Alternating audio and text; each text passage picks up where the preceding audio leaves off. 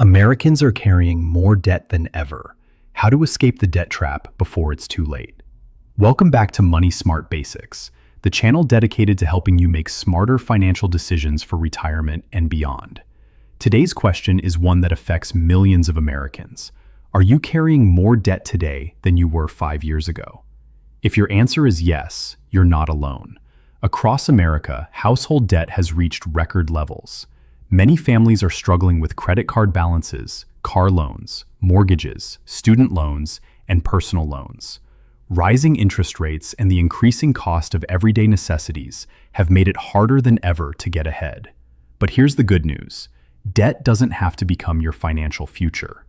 In this video, we're going to explore why Americans are carrying more debt than ever, the hidden dangers of high-interest debt, the warning signs that your debt is becoming unmanageable, practical strategies to regain control, when debt relief may be an option, and the steps you can take today to build a debt-free future.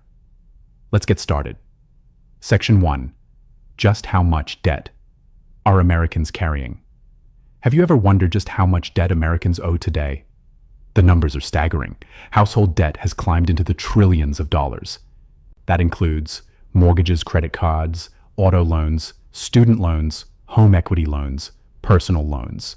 While mortgages make up the largest portion, credit card debt has become one of the fastest growing financial problems because of extremely high interest rates. Many credit cards now charge interest rates of 25% or even higher. That means making only the minimum payment could keep you in debt for years. Section 2. Why is debt increasing? Why are so many people falling deeper into debt? Several factors have contributed. Inflation has increased the cost of groceries, gas, utilities, and housing. Many families have had to rely on credit cards just to cover everyday expenses. Unexpected medical bills, vehicle repairs, job loss, reduced work hours, higher insurance premiums. Each financial setback pushes many households further into debt. Instead of using credit cards for convenience, many are now using them for survival. Section 3. The real cost of credit card debt. Do you know how much interest you're actually paying? Here's an example. Suppose you owed $10,000 on a credit card charging 25% interest. If you only make minimum payments, you could spend years paying off the debt while paying thousands of dollars in interest. Think about that. The bank earns money while your financial goals are delayed. That money could have been invested, saved for retirement, used to pay off your mortgage, or simply enjoyed with your family. Interest works for investors, but it works against borrowers. Section 4. Warning signs. You're heading toward financial trouble. Question. How do you know when debt has become a serious problem? Here are several warning signs. You're making only minimum payments. You're using one credit card to pay another. Your balances continue growing every month. You feel stressed every time the mail arrives. Collection calls have started. You borrow money to pay monthly bills. You have little or no emergency savings. If several of these describe your situation, it's time to make a plan before the problem gets worse. Section 5. Good debt versus bad debt. Is all debt bad? Not necessarily. Some debt can help build wealth. Examples include a reasonably priced home, education that increases earning potential, a business loan that generates income. But consumer debt often works against you. Examples include credit card debt, store financing, buy now pay later purchases, high interest personal loans. The difference is simple. Good debt helps create wealth. Bad debt drains it. Section 6. Why minimum payments keep you broke? Why do credit card companies encourage minimum payments? Because minimum payments maximize the amount of interest you pay. While your payment may seem affordable, most of it goes toward interest during the early years. Only a small amount reduces your balance. The result? You stay in debt much longer than expected. Always pay more than the minimum whenever possible. Even an extra $50 or $100 each month can dramatically reduce the payoff time. Section 7. 5 steps to take control of your debt. What can you do starting today? Step 1. List every debt you owe. Write down the balance, interest rate, minimum payment. Step 2. Create a realistic monthly budget. Know exactly where your money goes. Step 3. Stop creating new debt. Use cash or debit whenever possible. Step 4. Choose a payoff strategy. The snowball method focuses on paying the smallest balances first. The avalanche method focuses on paying the highest interest rates first. Both work. Choose the one you'll stick with. Step 5. Build an emergency fund so unexpected expenses don't send you back into debt. Section 8. When debt relief may make sense. What if your debt has already become overwhelming? For some people, debt relief may be worth exploring.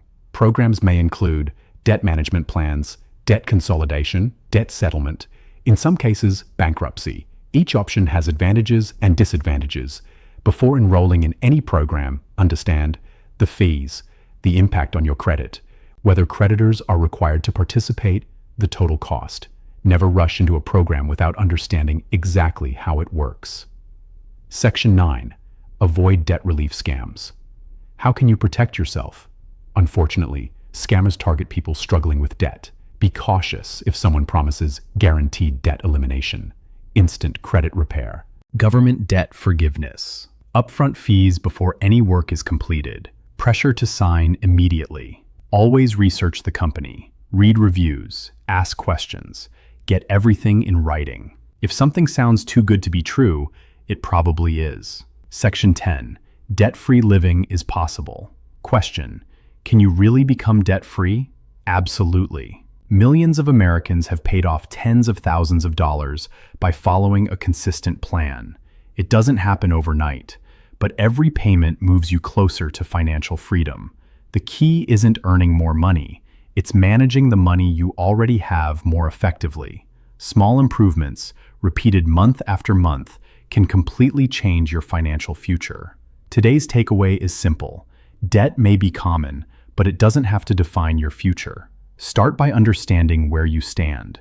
Create a plan. Reduce unnecessary spending. Pay more than the minimum. Build an emergency fund.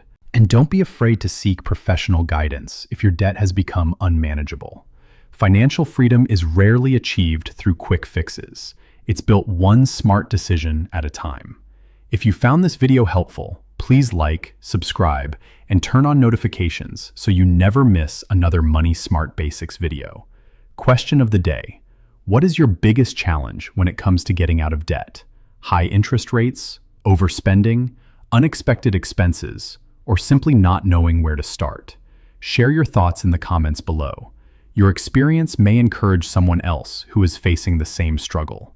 Thanks for watching, and remember, at Money Smart Basics, our goal is to help you make smarter financial decisions for retirement and beyond. I want to invite you to go deeper. I created both the book and companion workbook, Debt Free in Jesus' Name, to help you move from information to real transformation. This isn't just motivation, it's a step-by-step biblical blueprint designed to help you break the cycle of debt, strengthen your mindset, and build a foundation for long-term financial freedom.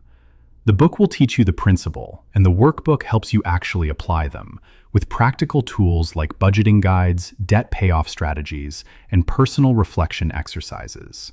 If you're ready to become a better steward of what God has placed in your hands, the links are in the description.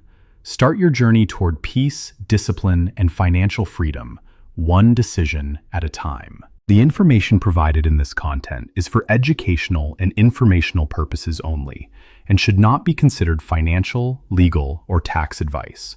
Always consult with a qualified financial advisor, tax professional, or legal counsel before making any financial decisions. The creator of this content is not responsible for any actions taken based on the information provided. Investments and financial decisions carry risk, and past performance does not guarantee future results.